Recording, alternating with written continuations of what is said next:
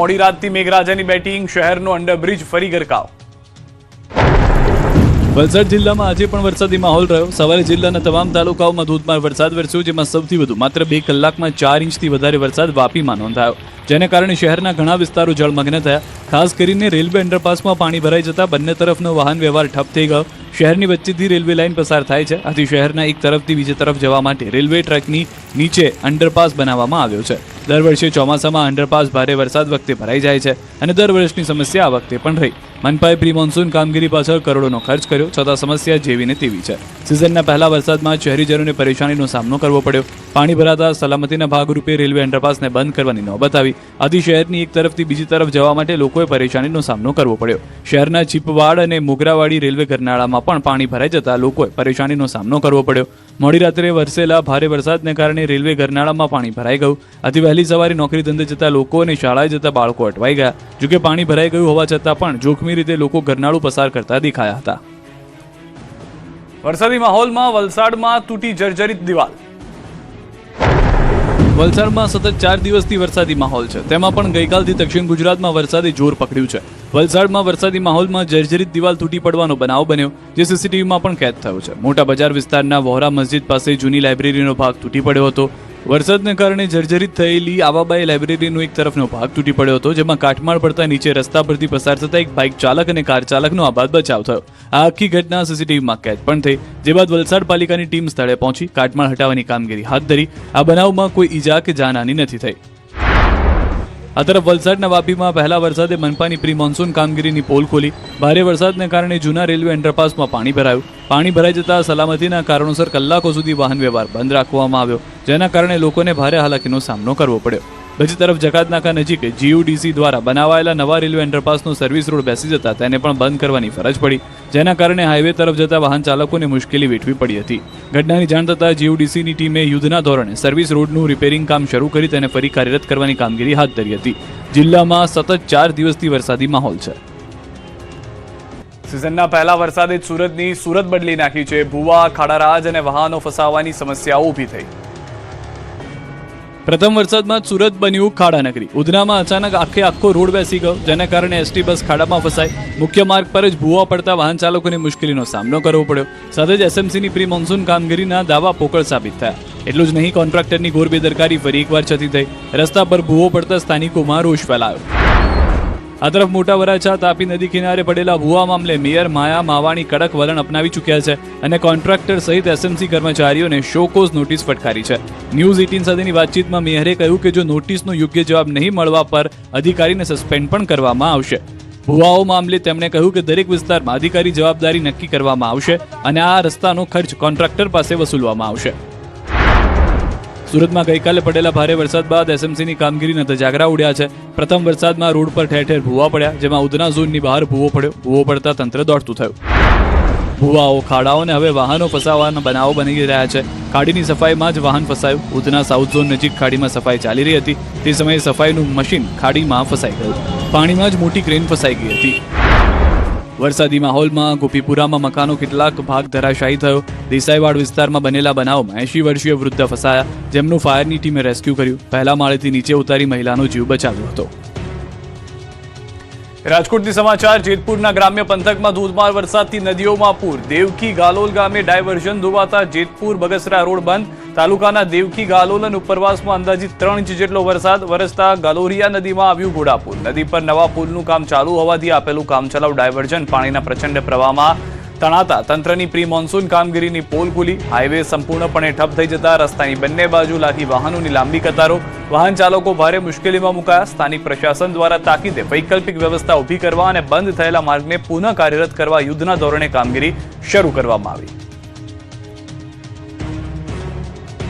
રાજકોટના ધોરાજી શહેર અને આસપાસના ગ્રામ્ય વિસ્તારોમાં વરસાદ. લોકો અને ખેડૂતોમાં ખુશીનો માહોલ જોવા મળ્યો છે. લાંબા સમયથી અસહ્ય ગરમી અને ઉકળાટથી પરેશાન લોકોને વરસાદથી મોટી રાહત મળી છે અને વાતાવરણમાં ઠંડક પ્રસરી ગઈ છે.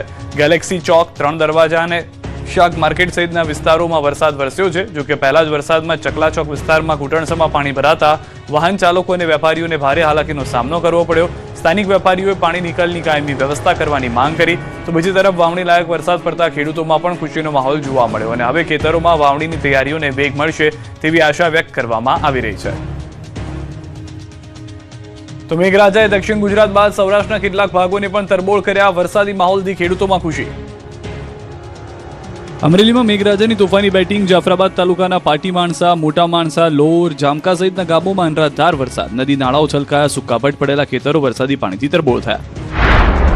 અમરેલીના ખાંભાગીરના ગામડાઓમાં સતત બીજા દિવસે ધોધમાર વરસાદ. ખડાધાર, બોરાળા, હનુમાનપુર ગામમાં સારો વરસાદ. ખડાધાર ગામની શેરીઓમાં પણ વહેતા થયા પાણી. અમરેલી જિલ્લાના વડિયા, મોરવાડા, હનુમાન ખીજડીયા, ખડખડ અને ખાખરિયા સહિતના ગામોમાં સારો વરસાદ. શહેરના રોડ રસ્તાઓ પર પાણી વહેતા થયા. મેઘરાજાની ધમાકેદાર એન્ટ્રી થતા જગતનો તાત ખુશખુશાલ થયો.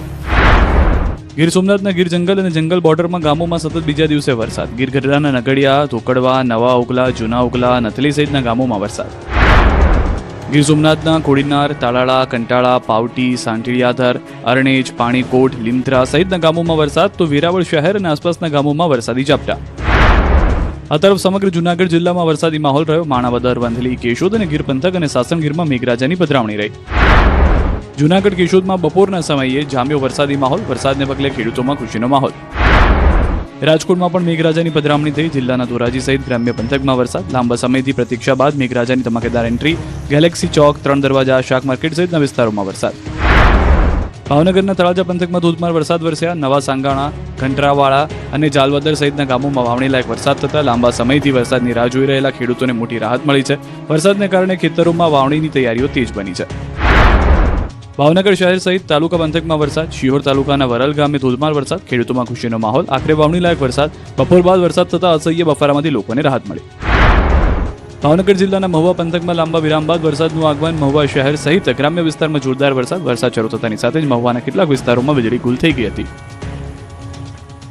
જૂનાગઢ જિલ્લામાં સાર્વત્રિક વરસાદ. ભેસાણ, કેશોદ, માળિયાહાટીના મેંદરડા, સાસણગીરમાં મેઘરાજાની ધમાકેદાર બેટિંગ. ભારે વરસાદ ખાબકતા ઠેર ઠેર ભરાયા છે પાણી. નીચાણવાળા વિસ્તારોમાં પાણી ભરાતા જનજીવન પ્રભાવિત થઈ ગયું છે. જૂનાગઢમાં ધોધમાર વરસાદ ખાબક્યો. જોશીપરા અંડરબ્રિજમાં કાર ફસાઈ. કાર ચાલકનો આબાદ બચાવ. ફાયર ટીમને કરાઈ છે જાણ. ફાયર વિભાગ સ્થળ પર પહોંચી કારનું રેસ્ક્યુ કર્યું. પાણીમાં ગરકાવ કારને બહાર કાઢવામાં આવી હતી.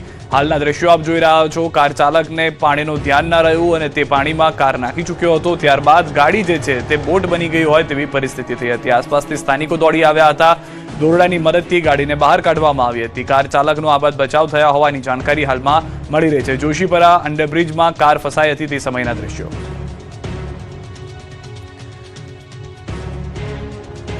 દક્ષિણ ગુજરાત, સૌરાષ્ટ્ર બાદ મેઘરાજાએ મધ્ય ગુજરાતના કેટલાક ભાગોમાં પણ જમાવટ કરી.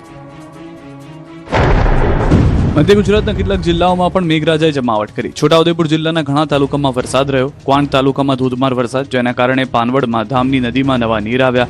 જે બાદ પાનવડ ગામમાં પસાર થતા ડાયવર્ઝન ઉપર પણ પાણી ફરી વળ્યા અને પહેલા વરસાદથી રસ્તો બંધ થયો. પાનવડ ગામમાં પસાર થવાના માર્ગ ઉપર આવેલો બ્રિજ જર્જરિત છે, તેના કારણે ડાયવર્ઝન અપાયું છે. છોટાઉદેપુરના ક્વાંટમાં ધોધમાર વરસાદને કારણે કરજવાડ ગામ પાસે બનાવવામાં આવેલ ડાયવર્ઝન પર પાણી ફરી વળ્યું. બ્રિજની કામગીરી ચાલી રહી હોવાથી તંત્ર દ્વારા વાહન વ્યવહાર માટે ડાયવર્ઝન આપવામાં આવ્યું, પરંતુ વરસાદ બાદ માર્ગ પર પાણી ભરાતા વાહન ચાલકો મુશ્કેલીમાં મુકાયા. જોકે સ્ટેટ આરએનબી વિભાગ દ્વારા કામચલાઉ કામગીરી કરવામાં આવી છે, છતાં ચીકણી માટીના કારણે વાહન વ્યવહારને લઈને તકલીફ થઈ રહી છે. છોટાઉદેપુર જિલ્લામાં ચોમાસાના પહેલા જ વરસાદમાં રસ્તા પર પાણી ભરાયા. સંખેડા, લુણાદરા, સિહાદરા અને જૂના સિહાદરા ગામને જોડતા રસ્તા પર રાહદારીઓને ભારે હાલાકી પડી. તંત્ર દ્વારા પ્રી મોન્સૂનની કોઈ કામગીરી ન કરાઈ હોવાનો સ્થાનિકોનો આક્ષેપ છે. ત્યારે હાલ તો પ્રથમ વરસાદમાં જ રસ્તા પર પાણી ભરાયા છે અને વધારે વરસાદ થશે તો આ રસ્તો સંપૂર્ણ બંધ થઈ જાય તેવી સ્થિતિ ઊભી થઈ છે. આ તરફ છોટાઉદેપુરમાં સતત વરસાદી માહોલથી ક્યાંક ખુશી તો ક્યાંક ગમ છે. ખેડૂતોએ કરેલી વાવણીને લઈને ખુશીનો માહોલ છે, તો બીજી તરફ ખેતરોમાં પાણી પણ ભરાયા છે. નેશનલ હાઈવે પાસેના ખેતરો પાણીમાં ગરકાવ થયા છે. જબુ ગામથી ધામસિયાને જોડતા હાઈવે પર કામગીરીને કારણે વરસાદી પાણીનો નિકાલ ન થતા ખેતરો તળાવ બની ગયા છે. અગાઉ બે વાર બિયારણ નાખ્યા છતાં ફેલ થયા હતા અને હવે જ્યારે વરસાદ થયો ત્યારે ત્રીજી વારનું બિયારણ ફેલ થતા ખેડૂતો મુશ્કેલીમાં મુકાયા છે. છોટાઉદેપુર જિલ્લાના ક્વાંટ, નસવાડી, પાવીજીતપુર, બોડેલી, છોટાઉદેપુર, સંખેડા, કદવાલમાં વરસાદ નોંધાયો છે. દક્ષિણ બાદ મધ્ય ગુજરાતમાં મેઘરાજાનું દી ધનાધન છે. પંચમહાલ શહેર અને ગામડાઓમાં ધોધમાર વરસાદ પડ્યો, જ્યાં કાલોલમાં વહેલી સવારથી તોફાની વરસાદ થતા રોડ પાણી થયા છે. તો વડોદરામાં પણ સતત બીજા દિવસે પણ વરસાદી માહોલ રહ્યો. ડભોઈના વેગા રોડ, ફરતીકુઈ, વેગા, હંસાપુરા, થુવાવી સહિતના વિસ્તારોમાં વરસાદ રહ્યો. સતત બીજા દિવસે વરસાદ પડતા ખેડૂતોમાં ખુશી.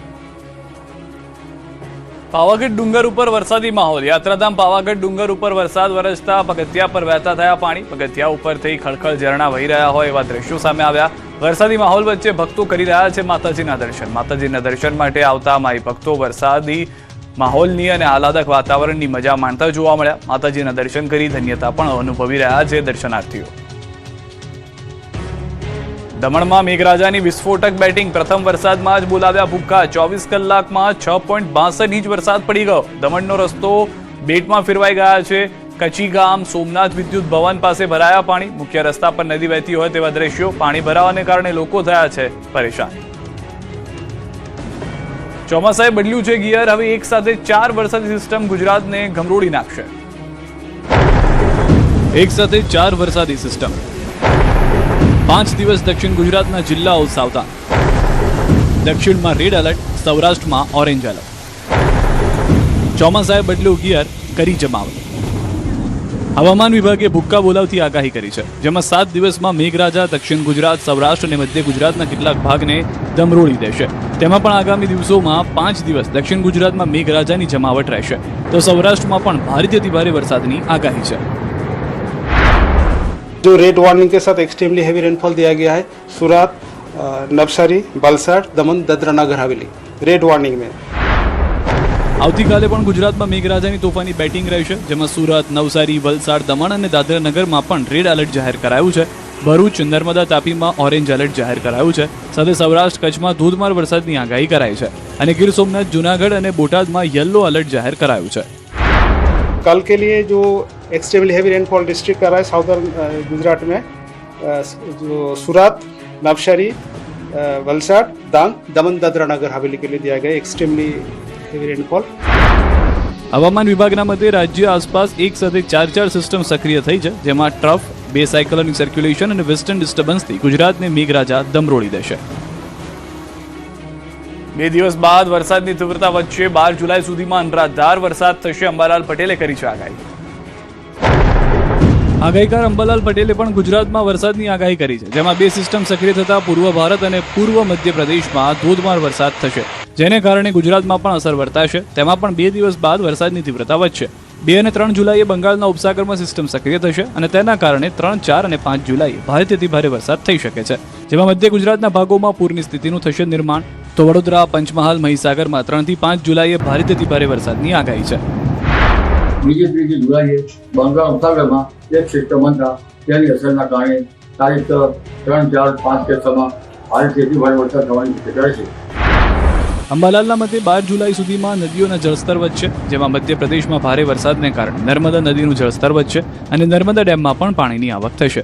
સાથોસાથ સાબરમતી નદીમાં પણ પાણીની આવક થશે. 12 જુલાઈ સુધીમાં સત્યાધાર વ્યાપક વરસાદ થવાની શક્યતા રહેશે. એટલે 12 જુલાઈમાં એક પછી બે હવાના હળવા દબાણ થતા 2 સિસ્ટમો ઉદ્ભવતા બંગાળ ઉપસાગરનું વહન ભારે વરસાદનું વહન લઈ આવવાની શક્યતા રહેશે. જુલાઈમાં અતિવૃષ્ટિ. અમરેલી, ભાવનગરમાં ભારે વરસાદની શક્યતા. આગાહીકાર રમણીક વામજાની મોટી આગાહી. જુલાઈમાં થશે અતિવૃષ્ટિ. અમરેલી, ભાવનગરમાં થશે વધુ વરસાદ. બપોર બાદ થશે ધોધમાર વરસાદ. ચોમાસું હવે જમાવટ કરી રહ્યું છે અને તેમાં સુરતના આગાહીકાર રમણીક વામજાએ ચંદ્રમાં દેખાયેલા વિશિષ્ટ કુંડાળા અને ભડલી વાક્યના આધારે વર્તારો કર્યો. તેમના મતે 7 જુલાઈ સુધી સૌરાષ્ટ્રમાં સારા વરસાદની શક્યતા છે. સાથે આદ્રા નક્ષત્રમાં સમયસર વાવણી લાયક વરસાદ થવાથી રોગચાળો ઓછો રહેવાની અને ખેડૂતોને ખાસ ચિંતા કરવાની જરૂર નહીં રહે. ખેડૂતોને ખુશ કરી દેતી આગાહી કરતા વામજાએ સપ્ટેમ્બર સુધી સારા વરસાદની વાત કરી છે. જુલાઈ માસમાં પણ અતિવૃષ્ટિ થશે, ઓગસ્ટ મહિનામાં સારો વરસાદ થશે અને સપ્ટેમ્બર પણ વરસાદ થશે. આ વર્ષે ભાદરવા મહિને અંદર વચ્ચે અંદર આદ્રા નક્ષત્રમાં ગાજની સાથે વરસાદ થશે. ખેડૂતોને ધ્યાનમાં રાખીને રમણીક વામજાએ જણાવ્યું કે હાલ મગફળી અને સોયાબીનનું વાવેતર કરનાર ખેડૂતોને સારો લાભ મળી શકે છે. કપાસના પાકનું પણ સારું ઉત્પાદન થવાની સંભાવના તેમણે વ્યક્ત કરી. જોકે વેપારમાં મંદી આવી શકે તેવી પણ આગાહી તેમણે કરી છે. મગફળી, સોયાબીન વાવશે તે પણ સારું થશે અને કપાસની અંદર પણ સારું ઉત્પાદન છે. વામજાના મતે અમરેલી અને ભાવનગર જિલ્લામાં વરસાદનું પ્રમાણ વધુ રહેવાની શક્યતા છે. આગામી 7 દિવસમાં નદી નાળાઓમાં પૂર જેવી સ્થિતિ સર્જાઈ શકે તેવી સંભાવના પણ તેમણે વ્યક્ત કરી છે. 8મા દિવસે ચોમાસું આખરે આગળ વધ્યું છે, જો કે જૂન મહિનાએ નિરાશ કર્યા છે. ખેડૂતો માટે આનંદના સમાચાર છે. 8મા દિવસે ચોમાસું આખરે આગળ વધ્યું છે. હવે ચોમાસાનું સૌરાષ્ટ્ર મધ્ય ગુજરાતમાં આગમન થયું છે. આ સાથે જ રાજ્યના 20 જિલ્લામાં વત્તા ઓછા અંશે ચોમાસું બેઠું છે. આ 20 પૈકી 13 જિલ્લાના તમામ વિસ્તારો, 7 જિલ્લાના કેટલાક ભાગોમાં ચોમાસાનું આગમન થયું. ખાસ કરીને પોરબંદર, રાજકોટ, જૂનાગઢ, ગીર સોમનાથ, અમરેલી, ભાવનગર, બોટાદ અને દક્ષિણ અમદાવાદ સાથે જ વડોદરા, દાહોદમાં પણ ચોમાસાનું આગમન થઈ ચૂક્યું છે. ચોમાસું આગળ વધી રહ્યું છે અને જુલાઈમાં મેઘરાજાએ જમાવટ શરૂ કરી છે. જો કે પાછલો ગયેલો જૂન મહિનો નબળો રહ્યો. આખા દેશમાં જૂન મહિનામાં વરસાદની સ્થિતિ નબળી રહી. 1901 પછીના છેલ્લા 125 વર્ષમાં જૂન મહિનો 5મો સૌથી સૂકો મહિનો નોંધાયો. દેશમાં માત્ર 99.5 mm વરસાદ નોંધાયો, જે સામાન્ય કરતાં લગભગ 39.8% ઓછો છે. આ સ્થિતિ પાછળ અલ નીનોને જવાબદાર માનવામાં આવે છે. ઐતિહાસિક આંકડાઓ મુજબ 1951 થી 2025 વચ્ચે આવા નબળા જૂન પછી 58% કિસ્સાઓમાં ચોમાસાએ સુધારો કર્યો છે, જ્યારે 31% કિસ્સામાં આખી સિઝન જ નબળી રહી. હવે સૌની નજર જુલાઈના વરસાદ પર છે કે તે જૂનની ખોટ કેટલી હદે પૂરી કરી શકે છે. અન્ય સમાચારો પર હવે નજર કરીએ. જુલાઈ મહિનાના પ્રથમ દિવસથી મોટા બદલાવ આવ્યા છે. પેટ્રોલ, ડીઝલ અને ગેસ સિલિન્ડર મામલે મોટા બદલાવ. કમર્શિયલ એલપીજી સિલિન્ડરના ભાવમાં ઘટાડો. નાયરાએ પેટ્રોલ ડીઝલના ભાવ ઘટાડ્યા. ડીઝલના વેચાણ પર મર્યાદા હટી. દર મહિનાની શરૂઆતની જેમ જુલાઈ મહિનાના પ્રથમ દિવસથી પણ સામાન્ય લોકોના ખિસ્સા અને રોજિંદા જીવન સાથે જોડાયેલા